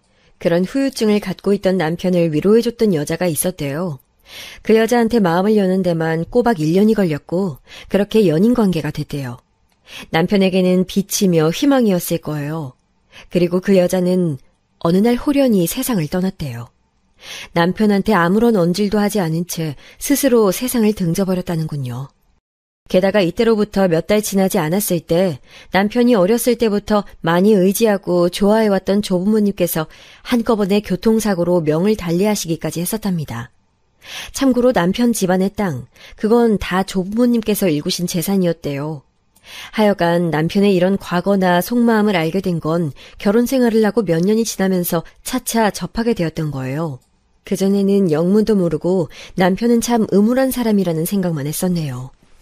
이런 사람과의 사이에서 저는 딸을 낳았습니다. 저는 딸을 낳고 나서 다짐한 게 있었어요. 무조건 사랑으로 키우겠다는 거요. 관심과 애정에 목마른 유년기를 보내게 하지 않으리라 결심하였고 제가 못 받은 사랑을 넘치도록 주고 싶었어요. 그런데 자식 농사 제 뜻대로 안 되더군요. 솔직히 저는 그때까지만 해도 평생을 부모님 원망하며 살았었습니다만 제가 딸 낳고 키워보니까 부모님의 심정을 조금은 이해할 수 있게 됐어요. 제 뜻대로 안 되는 딸 때문에 미칠 노릇이었으니까요. 딸이 중학생일 때부터였을 거예요. 이 사춘기를 제대로 대처 못하고 잘못 넘긴 게 두고두고 화근이 되었음은 분명합니다. 딸은 이때부터 엇나갔었으니까요. 제발 하지 말라는 것만 골라서 하더군요. 제가 딸이랑 격한 말다툼을 벌이다가 오죽했으면 살짝 혼절을 했던 적도 있었네요. 이때가 딸이 고2 때였을 거예요. 제가 보기에는 딸은 공부는 그럭저럭 했어도 연애 문제에 있어서는 꽝이었습니다. 하나같이 시원치 않은 놈들만 만나더군요. 그러면서 남자친구는 자꾸 사귀는 게 신기했었네요. 계속 아슬아슬한 줄타기였는데 큰 사건은 딸이 대학을 졸업하면서 터졌습니다. 취업한 지 얼마 되지도 않아서 새로 남자친구를 사귀더니 대뜸 결혼을 하겠다고 그러더라고요. 25세 꼴랑 반년 만난 남자와 결혼이요? 이거 어느 부모가 허락합니까? 저는 이성을 잃고 격렬히 반대했는데 남편은 침착하기 짝이 없었죠. 차분히 이유를 대더군요. 도대체 엄마 아빠는 왜 무작정 안 된다고만 하는 건데요? 내 얘기, 내 마음 아직 제대로 들어보지도 않았으면서. 하지만 이미 조건이라는 객관적인 것이 나와 있잖아. 그 남자는 능력이 부족해. 남자 나이 29에 모은 돈이 1천만 원도 안 된다는 것보다도 그 남자 현재 직장, 연봉, 학벌, 앞으로의 계획, 집안 수준 이런 것들이 문제라는 거다. 왜냐하면 결혼은 상대와 미래를 바라보고 하는 건데 그 남자 미래는 너무 불투명해. 이 결혼 이렇게 섣불리 진행할 만한 게 아니다. 정신 차려 우리 딸. 아빠는 사랑을 그런 걸로 계산해요? 내 마음이 운명의 상대를 만났다고 뛰는데 이걸 따라가야 맞죠? 남편이 맞는 소리를 하자 딸은 오히려 펄쩍 뛰었던 것 같아요. 딸이 말하는 꼬락서니가 꼭 옛날의 저를 보는 것 같아서 솔직히 속으로는 뜨끔했었네요. 기어이 딸은 집을 나갔어요. 그 놈팡이랑 결혼하겠다고 말이죠. 저희 부부는 일절 지원해주지 않겠다고 했어요. 그랬더니 집에 돈도 없으면서 그 잘난 땅은 어차피 안 파는 거 다 알고 있는데 쓸데없는 협박하지 말라면서 딸은 더욱 화를 내며 저희 부부로부터 등을 돌렸습니다. 결국 그놈이랑 살림 차려 살더니 혼인신고까지 했죠. 복장 터질 일이었네요. 저는 어떻게 해서든 딸을 끌고 와야 한다고 날뛰었지만 남편은 요지부동이었어요. 늘 이랬죠. 자신의 모든 열정, 능률적인 결정력 등을 전부 과거에 두고 온 남편은 아무런 행동도 하고 싶어 하지 않아 보였어요. 심지어 자기 딸 일이라는데도 어쩜 그렇게 관망할 수 있었을까요? 자기는 말릴 만큼 말렸고 할 만큼 다 했대요. 저만 미칠 노릇이었죠. 결국 1년 뒤 딸은 저희 부부의 곁으로 돌아왔어요. 이혼 중에 있다고 했습니다. 그놈이 바람을 피웠더군요. 그것도 한 사람하고만 피운 게 아니라 동시에 이 여자 저 여자 만나대면서 돈까지 빌렸다고 합니다. 이 여자한테 빌린 돈을 저 여자한테 빌려서 갚고 그놈의 수작에 휘말린 딸은 자기 돈을 잃은 뒤였고요. 네 한 몸만 무사하면 됐다. 그래, 인생 공부 제대로 했으면 그걸로 된 거지. 엄마, 고마워요. 정말로 미안해. 딸이 본의 아니게 빚까지 지고 있었다는 것을 알게 된 건 그로부터 얼마 후였고요. 집에 있던 현금으로 그걸 다 갚아주었고 딸은 이혼 후 4년 뒤에 저희 부부한테 결혼 의사를 밝혀왔습니다. 저희 마음에 꼭 들 거라고 하면서요. 자기보다 1살 연하이긴 하지만 연상이라고 느껴질 만큼 든든한 남자라고 했어요. 시부모님이랑 시댁 식구들은 전부 멀리에 사니까 난 시집살이를 할 일도 없어요. 게다가 돈이라든지 이런 배경 있잖아. 이런 게 내가 훨씬 기우는데도 나 하나 보고 결혼하고 싶다고 말해준 사람이에요. 나 이 사람하고 꼭 결혼하고 싶어요. 결혼 전인데도 벌써 입에 시댁을 올리는 걸 보니까 딸이 진짜 이 결혼을 꼭 하고 싶은 모양이라는 건 알 수 있었네요. 이혼 후에 너무 힘들어했었던 딸이 다시 밝은 미소를 찾은 것에 결혼을 허락해줬어요. 부끄럽지만 저희 부부에게는 돈이 별로 없었답니다. 원체 사회생활을 힘들어했던 남편은 나이가 들면서 다 관두었고 시부모님께서 남겨두고 떠나신 시골집으로 들어갔어요. 당연히 저도 함께였죠. 고즈넉하게 그냥 조용한 시골 풍경을 벗삼아 살았을 뿐 농사도 작게 하는 거라서 별로 돈벌이라는 게 없었어요. 시댁에 원래 있었던 재산 그 땅 말인데요. 남편은 계속해서 팔 생각이 없었네요. 제가 설득도 몇 번 해봤지만 요지부동이었어요. 남편이 보통의 정신세계를 가지고 있는 사람이 아니었기에 저도 그냥 자포자기를 해버렸고요. 딸이 시집갈 때 보태줄 돈이 없어서 그게 참 걱정이었는데 사회될 청년이 반듯하고 착한 사람이라 안심을 했었습니다. 저는 돈 보고 결혼 결심한 게 아니라서요. 제가 사랑하는 사람 하나만 보고 결혼하기로 마음먹었습니다. 이 결혼 허락해주신 것만으로도 저는 감사드려요. 사위가 분명 그렇게 얘기했던 것을 저는 똑똑하게 기억하네요. 저희 부부는 시골에서 살고 있고 딸내 부부는 서울 근교의 경기도에서 살림을 합쳐 살았으니 거리가 상당했어요. 그래서 마음과는 달리 딸을 보러 제가 자주 갈 수가 없었고요. 딸이 시간 내서 내려와 줄 때 그렇게 얼굴을 보며 지냈습니다. 딸을 시집보낸 지 1년이 되었을 때였어요. 제 생일에 딸이 내려오질 않아서 내심 섭섭하기도 했고 왠지 교류가 점차 뜸해지는 것 같아서 하루는 작정을 하고 딸한테 전화를 해서 이런저런 얘기를 다 했습니다. 뻔히 자기 아빠가 재미없는 사람인 거 알면서도 저를 이렇게 혼자 내버려 두는 건 서운하다고 제가 장난스럽게 말을 했었거든요. 그런데 듣고 있던 딸이 갑자기 욱 화를 내는 거예요. 엄마는 내 사정 모르니까 그럴 수 있는 거야. 내가 얼마나 눈치 보이는 줄 알아? 갑자기 왜 소리를 지르고 그러니? 아이, 네가 말을 안 해주면 나야 네 사정을 알 수가 없지. 왜? 무슨 일이라도 있어? 무슨 눈치가 보인다는 건데? 아, 됐어. 그냥 말을 말자. 아, 나 진짜 하루하루 너무 피곤해서 지금 엄마랑 이런 소모적인 대화할 기력도 없어. 딸은 저한테 오만 짜증을 내면서 전화를 끊었고 저한테 먼저 연락을 하지도 않더라고요. 왠지 이상한 예감이 들었어요. 왜냐하면 딸이 제 기질을 너무나도 물려받았다는 걸 저 스스로 알고 있었기 때문이죠. 또 좋지 않은 흐름에 휘말린 건 아닐까 하는 짐작을 했습니다. 딸이 자기 시댁이란 근거리에 살고 있다는 점도 작용을 했고요. 호된 시집살이라도 당하고 있는 것은 아닌가 싶어서 마음이 안 좋았어요. 노파심이 들 때마다 사위한테 연락을 했죠. 사위가 장사하느라 바쁜 사람이라서 저랑 전화를 오래 할 틈도 없는 것인지 통화를 자꾸 짧게 하려고는 했지만 저한테 얼마나 말투를 착하게 했는지 몰라요. 정중하면서 예의 바른 사람이었죠.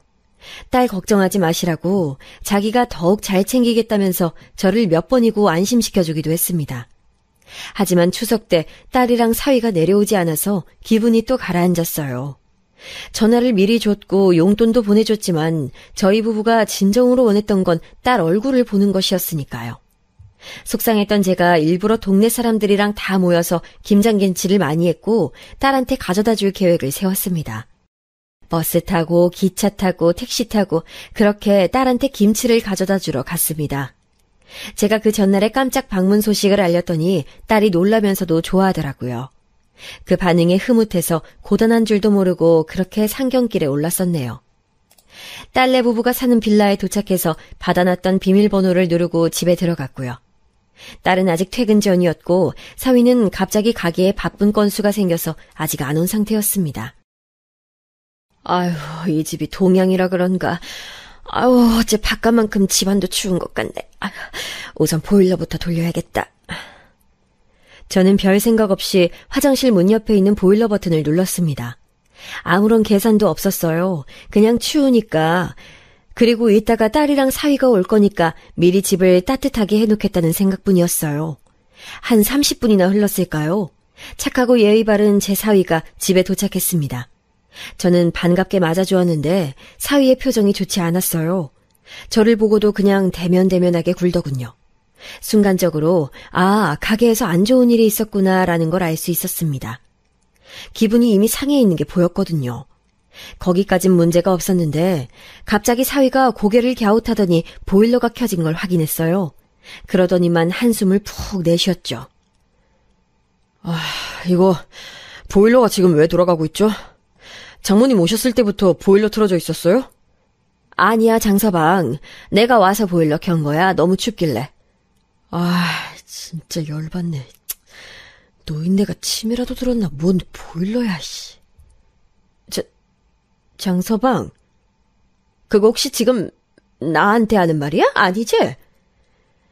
제가 떨리는 음성으로 물었을 때 사위는 툴툴거리며 고개를 돌렸습니다. 갑자기 모멸감이 확 올라오면서 제 얼굴이 뜨거워지더군요. 집에 가만히 있자니 점점 너무 추워져서 보일러를 틀어버렸어. 내가 집주인도 아니건만 함부로 보일러를 튼 것은 미안하다고 생각은 하는데. 미안하시면 애초에 미안하실 일을 안 하셨으면 됐을 텐데요. 뭐? 장서방 왜 이러는 거야? 내가 알던 장서방이 아닌 것 같아. 자꾸 짜증나게 하지 마십시오. 장모님은 여기보다 훨씬 추운 시골 사시는 분이 뭐가 대체 그렇게 추우셨길래 대뜸 보일러를 트셨어요? 땡전 한 푼 안 보태주시면서 염치가 없으면 눈치라도 있어야지, 씨. 여태까지 내가 사람을 잘못 본 모양이네. 내가 사람을 잘못 알고 있었어. 아니면 우리 딸하고 크게 싸우기라도 한 거야? 대체 왜 이러는 건지 설명을 해봐. 설명은 뭔 설명이요. 자기 딸을 돈 없이 몸만 딸랑 시집 보내셨으면 이제 아무런 상관도 마셔야죠. 저는 그럴 작정으로 가난한 집구석 외동딸이랑 결혼한 건데요. 장모님이 귀찮게 구시면 달갑지가 않아요. 장서방, 우리 딸 사랑해서 결혼한 거였잖아. 그런데 이제 와서 왜 돈 얘기로 두 얼굴을 보여? 에이씨, 노인네가 지금 누구 앞에서 소리를 지르는 거야? 사위가 고함을 쳤고 저는 너무 깜짝 놀란 나머지 다리에 힘이 풀려서 바닥에 주저앉고 말았어요. 너무 갑작스러운 상황에 심장이 벌렁거렸습니다. 시골집에 처박혀서 조용히 사시라고요. 여기 기웃거리지 마시고. 땡전 한 푼 들이지 않고 딸 시집 보냈으면 알아서 주제 파악 좀 합시다. 예? 장서방, 그럼 지금까지 내 앞에서 다 연기한 거였어? 꾸며낸 모습들이었던 거야? 우리 딸한테도 이렇게 막무가내로 구는 거냐고! 입 다무세요. 아무도 없는 집에서 혼자 보일러 틀면서 얼마나 역겨운 웃음을 지으셨을지 상상만 해도 점심때 먹은 게 속에서 올라올 것 같네요. 제발 을이면 을답게 사시죠. 어디 감히 갑 앞에서 주태를 부려. 돈도 없으면서 바락말 하는 걸 보니 보기 안 좋습니다. 충격 속에서 눈물이 찔끔 나올 것 같았는데 제가 참았어요. 드라마에 나오는 악한 역할에서도 본 적 없는 언행을 저에게 보여주고 있는 사위 앞에서 제가 울면 그건 비참한 일로 남을 것 같았거든요. 딸을 위해서라도 있는 힘껏 눈물을 참아야 한다는 생각뿐이었네요. 비웃듯이 말하는 사위에게서는 인간적인 면모 따윈 느껴지지 않았어요. 마치 악마처럼 보였습니다. 제가 즐겨보았던 어느 일일 연속극에선 말이죠. 악당이 주인공 일행을 괴롭히는데 자기가 가진 모든 수를 총동원했어요. 원래 주인공이 부잣집 핏줄이었지만 악당의 계략으로 가난한 집안에서 사는 수모를 겪기도 했고요. 그런데 악당은 불법을 저지르면서까지 주인공을 괴롭히는 동안 전혀 죄책감이라는 걸 가지지 않았습니다. 마치 자기의 존재 이유란 주인공을 파멸시키는 것이라고 믿고 있는 것처럼요. 악당은 그런 이유로 드라마 안에서 역할이 탄생했기 때문이었겠죠. 그런데 저는 그날 사위를 보면서 그 드라마 속의 악당을 떠올렸어요. 이제 알겠더군요. 소름이 돋을 만큼 무서운 적의, 악의, 경멸, 그런 것을 아무렇지도 않게 드러내고 자기를 숨기거나 드러내려고 가면을 썼다가 벗는 것에도 망설임이 없었던 사위의 태도. 철저히 그 속 알맹이가 악당의 형체를 하고 있었기 때문에 그것이 가능한 것이었어요. 그러니까 사위는 애초에 그런 사람이었던 거죠. 뉴스에서 강력 범죄자들이 사이코패스니 무슨 패스니 하면서 성격적, 정신적으로 특이점을 가지고 있다고 했는데 사위도 그랬나 봐요. 이런 사람이 바로 멀쩡하게 살다가 어느 날 갑자기 눈알이 돌아서 다른 사람을 해할 수도 있는 인물이었어요. 속으로 무서웠어요. 그리고 또한 저를 향해 거지 집안, 그런 주제에 염치를 모르는 무례한이라고 표현하는 것에 이루 말할 수 없는 서러움이 밀려왔습니다. 사위가 저한테 꺼지라고 말을 했을 때 저는 후들거리는 다리에 간신히 힘을 줘서 일어났습니다. 너 같은 놈한테 우리 딸을 더 맡길 수 없어. 이혼시킬 거니까 그렇게 알아. 폼은 잘 잡으시네. 아, 그런데 돈 봉투 건네주는 멋진 장면 연출해 주실 의향은 없으시죠? 그런 걸로 폼은 안 잡으시겠네. 돈이 없으니까. 어쩌면 말을 그렇게 경박하게 하던지 뒷목을 잡고 싶은 걸 애써 참아가며 집을 나섰어요. 그날 오후 날씨가 영하 10도였는데 보일러 좀 틀었다고 저한테 오만 소리를 다 해낸 사위. 그 두 얼굴을 결코 용납할 수 없었습니다. 저는 집을 나선 즉시 딸한테 연락했어요. 그리고 딸이 퇴근하자마자 식당에서 자리를 잡고 만났지요. 오랜만에 본 딸이 수척해져 있는 것에 가슴이 철렁 내려앉았습니다. 너 밥은 잘 먹고 다니는 거야? 얼굴꼴이 이게 뭐니? 엄마, 나 진짜 미치겠어. 어떻게 해야 할지 모르겠어. 침묵을 지키던 딸이 입을 열었고 저에게 많은 얘기를 꺼내놓았습니다. 들으면 들을수록 충격적인 전말이었어요. 사위는 결혼하고 얼마 지나지 않아서부터 제 딸의 길을 죽여놨대요. 결혼하면서 몸만 달랑 왔으면 응당 알아서 기어야 하지 않겠냐며 딸한테 말을 함부로 했다고 합니다. 또한 사돈이라고 부르고 싶지도 않은 그 집안 식구들은 제 딸한테 오만 잡일까지 다 시켜대면서 대화에는 제대로 끼워주지도 않고 사람을 아주 우습게 만들었다더군요. 딸이 저희 부부를 보러 오지 않은 것도 사위놈이 다 시켜서 그랬던 거였습니다. 딸은 자기가 스스로 선택한 결혼이기에 감내하고 살아야 한다는 생각이 강했대요. 그래서 그 울분을 참아가며 버티고 있었던 겁니다.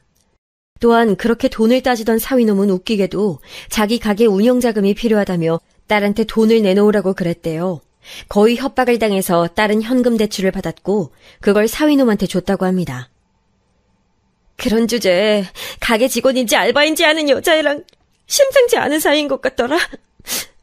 나 진짜 비참해서 죽어버리고 싶어. 내가 이렇게 살아야 한다는 게 스스로도 수치스러워서 어떻게 할지를 모르겠어. 딸이 말을 마치곤 제 앞에서 엉엉 울었어요. 그 심정이 우울하니까 저한테도 털어놓지 못하고 끙끙 앓다가 하루하루 시간이 흘러버렸던 거지요. 저도 그래봤었기 때문에 딸을 이해할 수 있었어요. 저와 딸은 너무나도 닮아 있었으니까요. 저희 모녀는 긴 대화를 나누었고 딸은 조금 기운을 차렸습니다. 무엇보다 정신이 좀 든다고 말을 하더라고요. 자기가 우선 해결을 해보겠다고 했어요. 딸은 사위놈한테 당장 이혼하자고 했죠. 그랬는데 사위가 노예 주제에 어디 도망가냐 그러면서 딸을 비웃었다네요. 이 나쁜 놈이 딸한테 계좌 내역을 다 보여달라고 하면서 거기에 있는 돈 전부랑 월급 3개월치를 10원 한 장 빠지지 않고 가져오면 이혼을 고려해주겠다는 말까지 남겼다고 합니다. 딸이 전해준 이 이야기에 제 인내심이 바닥났어요. 저는 당장 남편한테 시골 땅 전부 팔자고 그랬습니다. 어차피 내가 죽고 나면 그거 다 우리 딸한테 갈 건데 지금 이러지 않아도 돼. 이 답답한 인간아, 지금 필요하다고요. 당신은 어차피 돈으로 뭐 해볼 생각도 없는데 왜 쥐고 있어요? 왜 미련하게 굴어? 저는 길길이 날뛰면서 물컵까지 집어던지고 난리를 쳤었죠. 그만큼 속이 뒤집어진 상태였으니까요. 놀란 남편은 저의 이런 모습을 처음 본다며 사안의 심각성을 조금이나마 알았으니 그 땅을 팔겠다고 했어요. 딸은 사위놈이랑 살 수 없다며 그 집을 나와서 자기 친구 집에 얹혀 지내고 있는 와중이었고요. 이제 이혼만이 남아있었죠. 저는 땅을 판 돈을 가지고 그 비열한 사위놈이 가게를 하고 있는 건물을 아예 사들였습니다. 3층짜리 개벽다기 건물, 그까짓 거 사는데 전혀 망설임 따윈 없었죠. 웃긴 것이 사위놈 가게의 실제 주인은 그놈의 사촌 형이었더군요. 자기 시댁 식구들은 하나같이 전부 악랄하고 속이 저희 딸이 말해준 바 있었기에 그 사촌 형이란 놈도 좋게 보이지 않았네요. 돈이면 안 되는 게 없었습니다. 저는 기어이 사위놈이 가게의 여자 직원이랑 바람을 피우고 있다는 증거를 손에 넣었어요. 거기서 일하는 근무자들은 아예 다 알고 있더군요. 그 증거 사진들을 확보하는 것에는 건물의 3층 세임자가 도움을 주었습니다. 제가 사위놈 가게 쫓아내면 1층짜리 준다 그랬더니 얼씨구나 좋다면서 저를 도와줬죠. 가게 운영하면서 영 개운하지 못한 일들도 사위놈이 자주 벌이는 모양이었는데 3층 세입자가 그걸 다 족족 신고하면서 영업에 회방을 놓기도 했습니다. 바람난 증거를 토대로 딸은 이혼을 준비했어요.